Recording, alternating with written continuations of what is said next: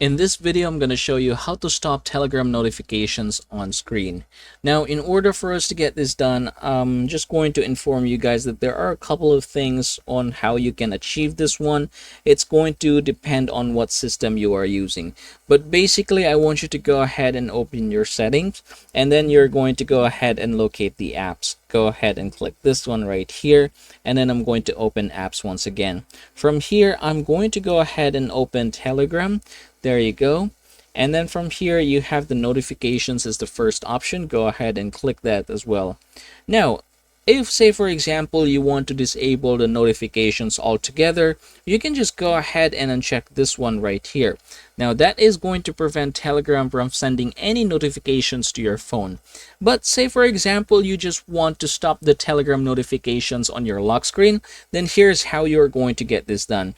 Go ahead and click the internal notifications, and then from here, you have the option of lock screen. So I'm going to go ahead and disable this one.